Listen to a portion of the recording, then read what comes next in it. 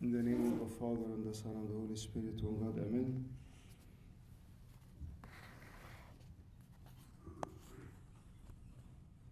When there is a big problem, you find people dealing with the problems in a different ways.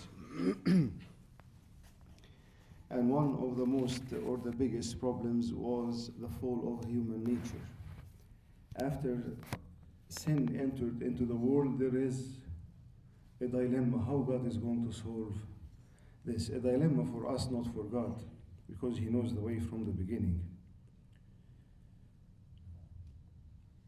And the Lord,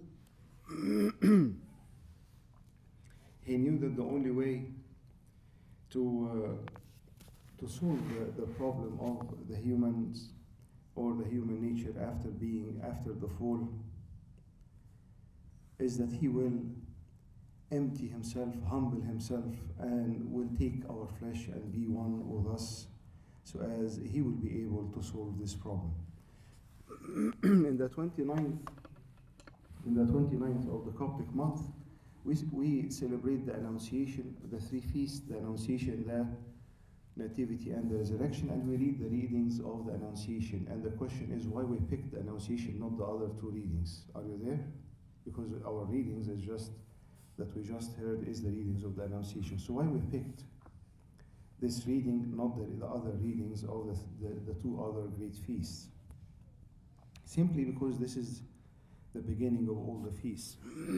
Because if you don't, the Eid al-Bishara or the Annunciation is the start of the good news.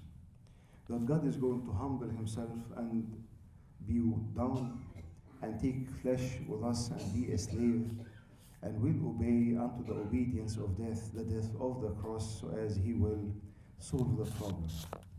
What was, because of the time,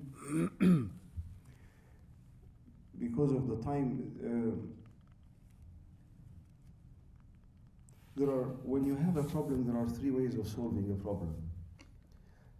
So how did Adam and Eve solve the problem of the fall? How did they deal with it? So Adam and Eve fell, and the Lord is calling Adam, and He's searching for Adam, and He told him, Adam, they hid themselves from God. Then when God started talking to Adam, Adam said what?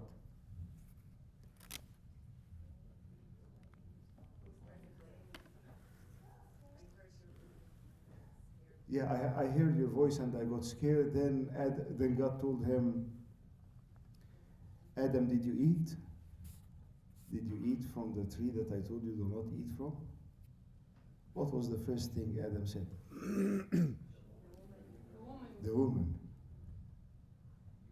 And this is the first way of solving a problem. The other. It is your mistake. And your mistake. It is not my mistake. And when you go, it is your mistake. You are adopting the human nature. Or adopting Adam's way of solving the problem since the beginning of the creation, that we adopt. We want to be righteous and we want to blame others. And here, when will the problem be solved? When you start blaming your wife and your kids and your husband and your abuna and your Sunday school servant and your boss and your friends. Will it be solved? Go to the courts. Just don't enter the court, but just go and if you have a ticket and you go an hour early or something, and start watching what's happening. It is this exact setting. There are three types of solving a problem. The first way of solving a problem is the common way that everyone is doing. Everyone is adopting. It is blaming each one. Adam blamed who? Eve, and Eve blamed who? The serpent. And this is a vicious cycle. And the husband is blaming the wife. You are the cause of this. The kids, your kids did this. No, it is your kids who did this. And the kids are blaming the dad. And the mom, you have done this to us, and the mom and the daddy, they are blaming the church, and the church is blaming Abuna, and Abuna is blaming the servants. Where is this going? Nowhere. I assure you, it is going nowhere. And people spend hours and hours and hours and years of their life going in this nowhere. And they say, Abuna, I have been praying for this problem and nothing is being solved. It is obvious that nothing will be solved. It is very obvious. This is the most obvious, but we are still adopting this till this moment of our life, big time. There is a funny story, a true story happened with Pope Shenouda. A lady went to confess to him, maybe you have heard this before, and she told him, my husband did this, and my husband did that, and my husband did this, and my husband. And after she confessed, she told the Pope, please absolve me. So the Pope smiled and told her, you confessed on behalf of your husband. Bring your husband so as I will give him the absolution. You didn't say anything about you. You are righteous. And we think that we are righteous. And it is the problem of all the people who are around us. I'm just having a bad news and good news today. If you are going to adopt the common way of solving issues, there is no solution. I'm just telling you in advance, there is no solution. Because it didn't work with Adam and Eve. It didn't work with Abel and Cain and Abel. It didn't work with many, even the disciples. The common way of solving the problem is blaming others, and when you start blaming others, there is no way of what will happen. Do you think that the solution will be solved? What will happen when I keep blaming the people who are around me? What will happen? Will I stay connected with the people? I am building more resentful. I am building more hatred. I'm building more division. And the problem that was like this is becoming like this. But you pray for solving the problem every day. It will never be solved, period. The second way of solving the problem is the fair way. Okay, I did mistake, you did a mistake, let us deal with it. I take responsibility for my mistakes, you take responsibility for your mistakes, and now we are even, and I'm sorry for what I did, and you are sorry for what you did. There is a 50% chance of this problem will be solved. There is a 50% chance, because now, who did the fair way in the scripture, if you can recall? Old Testament, New Testament. The common way has been done many times. Someone who said, he tried to solve it the fair way. I have done something wrong. I have delivered an innocent blood. Even here is the money that I took from you. But it was too late. He tried to solve the problem not on the common way, on the fair way. I take responsibility for my mistakes. I have done this. I have sinned, and I'm sorry. And sometimes we do the same even with God. Do you know what Adam told God? The woman that you have given me. He is not blaming his wife only. He is blaming his wife and God who gave him his wife. Where this is going, and how many times we blame God for things that we have full control over. So the first type of solving the problem is the common way, no solution. Second type of solving the problem is the fair way. There is a 50% chance of a solution. The third type of solving the problem is God's way or Abigail's way. You know what happened in the story of Abigail? If you return back to the scripture in 2 Samuel chapter 25. 2 Samuel chapter 25, there is the story of Abigail. It's a very complicated setting, very hard to solve. But I will try to, 1 Samuel 25. I'll try to summarize it. In that time, David was the king, but Saul also was still alive. So David was fleeing, and he had 400 almost soldiers with him. And they were living in caves in a place where they are overseeing a huge land, and this land was belonging to a man named Nabal. And Nabal, by definition, the Bible is saying that he was a foolish man. And he was married to Abigail, one of the most wise and the most beautiful and rich woman in the scripture, as the scripture has said. And there was the time of harvest, the summer is coming, and they are collecting, making a lot, the profit for all the people who are working in shepherding the flocks or planting is in the harvest.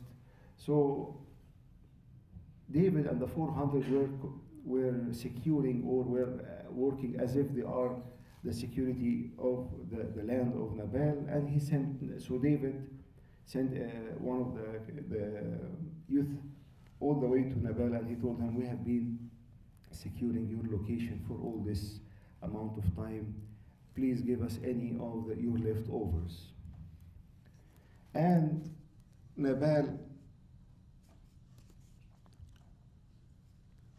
David told Nabal, say to him, David told the servant, long life to you, to Nabal.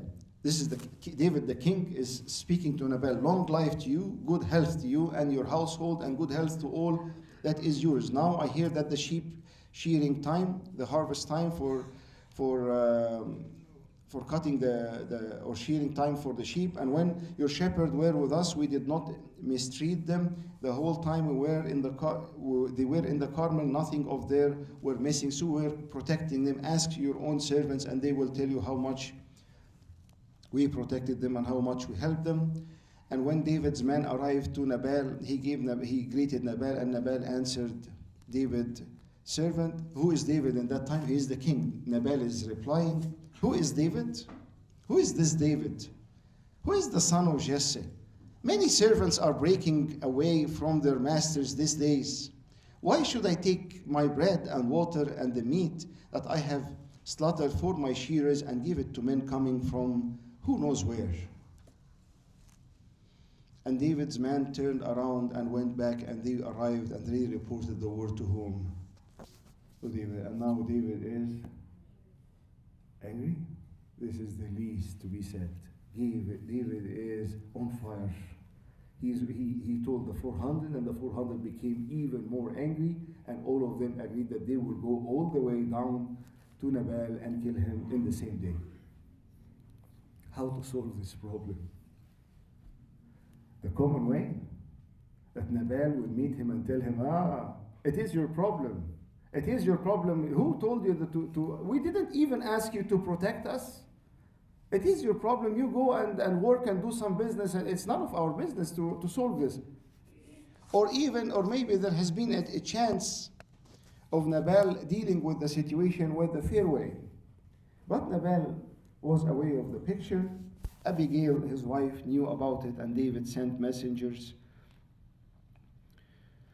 And Abigail acted quickly, and she took 200 loaves of bread and 5 dressed sheep and 5 seahs of roasted grain and hundreds of cakes of raisins, and tells you how rich was Nabal. She got a lot of gifts, and she sent it before her, and she rode on a donkey. When someone is that rich, they don't ride on a donkey, they ride on a horse. But she chose the donkey. Why? She is humbling herself. And she came riding her donkey into a mountain, and there were David and his men descending towards her, and she met them, and David just said, it has been useless all my watching over this fellow's property in the wilderness, so that nothing of his was missing, and he has paid me back evil for good. Tells you how the heart of David was extremely angry when you are doing something good for them and they are returning you back with evil. And when Abigail saw David, she quickly got off her donkey and bowed down before David. She did a matanya. She bowed down before him with her face ground, and she fell on his feet, and she told him, "Pardon your servant." Then she told him, "It is my sin, my Lord. It is my sin, oh my Lord. It is my sin." Was it the sin of Abigail? Abigail is out of the picture. She has nothing to do with all the mess that Nabal is bringing and making and creating and provoking others. But she went all the way, and this is Abigail's way of solving the problems. She took the blame, or she took the sin of her husband, and she said, "This is my sin." And the Lord did الذي بلا خطية صار خطية لأجلنا لكي نصير نحن بر الله فيه. The one who is without sin became a sin to us, so as we will be righteous in the eyes of God. So when God the Father is looking to each one of us, He is not seeing my sins, He is seeing my sins put on the cross, and He is seeing Christ in me, and now God is seeing me righteous, though I am not righteous. This is the way that God solved the problem of humanity and the fall, because He humbled Himself and He said, "You know what? Okay, it is my sin." And Abigail did the same exact thing, and she said, "It is my sin." And here it is, I am the cause of this problem. I am the cause of this issue. And here, when you see a turning point in the life of the people, I remember one of the priests told me this. There was a couple who were all the way in the court, and they were filing for divorce, and they went to their church on Sunday, and they heard the message was about putting your blame of others. So it's like the same message of Abigail. Take the responsibility of not own your own mistakes, because this is the fair way, this is the okay way. But the spiritual way, the godly way, the divine way, the Abigail's way is taking even the blame of the sins of others and put it on yourself. But you will tell me, this is not fair, Abuna. It is your choice. I cannot tell you what to do. If you want no solution, go with the common way. If you want 50% chance, go with the fair way. I take responsibility for your mistakes. If you want a real solution, go with Abigail's way. And after they listened to the sermon in the church, Abuna gave an exercise, and I will tell you this exercise today. Write down in any problem that you are seeing or facing or getting in, write down the top 5 mistakes that you have done. The top 5 mistakes that you have done. This is in the fair way or the Abigail's way? The fair way or Abigail's way? Your mistakes. This is the fair way. But this will be the start. If you really want to solve the problem, write down the mistakes of the other person and say, "You know what, this is my mistakes. Maybe I have not been praying for them. Maybe I have not done something different. Maybe I have been treating them or not right. Maybe I have done something wrong." And I assure you that every single time I search for a problem, you will find always that you haven't been praying enough. And who of us will be praying enough or can stand in front of God and tell Him, "You know what, I have prayed enough." And after they listened to this couple who are in the divorce court, after they listened to that talk, they wrote down their mistakes. They were not in Abigail's way, they were in the common way. Your mistakes, your mistakes, your mistakes. And when they started owning their mistakes and apologizing for it, both of them, they reconciled and went out. And all of this mess was ended.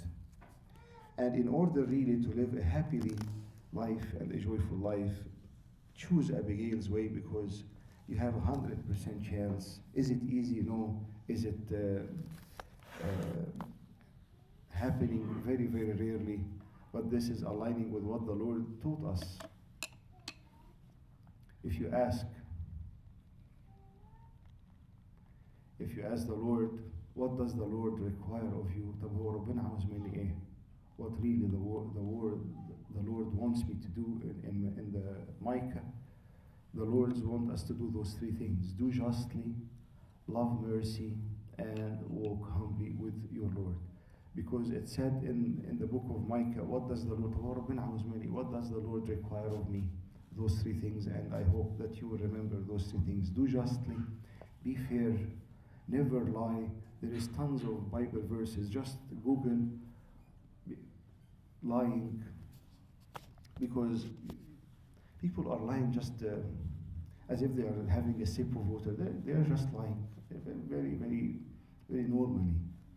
It is sad to say this, but when you go to the scripture and see, the problem of lying is a big deal. I will just tell you one Bible verse: but there shall by no means enter anything that defiles or causes an abomination or a lie, but only those who are written in the Lamb's book of life, in Revelation 21. So there is no place for anyone who is lying. So lying it is not a white lie, it is not 1st April lie, it is not, no, it is serious. When we lie, you know what lying, can you, if you are, think of this, that you are in a zoo and there is a lion cage and a kid is outside of the lion cage, and the kid is messing around with the lion. Can you save the kid when he is outside of the cage? Can you save him? Yeah, big time, no big deal. But if the kid is inside the cage, it's a totally different setting. The lion is the devil. The cage is his kingdom. And his kingdom, he is the liar and the father of every lie, as the scripture is saying. So once I am lying, I am in his cage. And I'm under his dominion, abiding with his rule, and he is running the show. It is very, very tough. Once I say the truth, I'm out. We don't think, just lie and get out of this. I don't want to get grounded. I don't want to do this. I want to get away with this. So what does the Lord require of you? Three things. Can you recall them? Number one, do justly. Number two, love mercy. Be merciful to those who are in need. Be merciful to those who are around you. The more we are merciful, the more God will send us people who will be merciful to us. And the last, which is the best one, walk humbly with your God. Walk humbly with your God. Humble yourself as Abigail did. One of the most tough things to walk humbly with God is to do as Abigail did. She said, you know what, this is my sin. It is my mistake. It is not my wife's mistake. It is not my husband's mistake. It is not my kid's mistake. It is not my parents' mistake. It is not Abuna's mistake. It is not the servant's mistake. It is my mistake, and I'm taking full responsibility for it. There is only one exception. Only one exception. And I will tell you, don't do this. To put the blame or the sins of others on you if you are clinically depressed. And I'm serious about this. If people are clinically depressed, don't do this. Because this might put a huge toll on you emotionally, and might lead to something. So in a normal setting, when people are mentally able to do this, so it is something like doing a very, very rigorous exercise when your arm is broken. It's not wise. The exercise is good, but when your arm is broken or it's twisted, you don't do this. So what does the Lord require of each one of us? Number one, do justly. Number two, love mercy. Number three, walk humbly with the Lord. And my prayer is that if you cannot apply Abigail's way of solving the problem, at least try the fair way, and glory be to God forever and ever. Amen.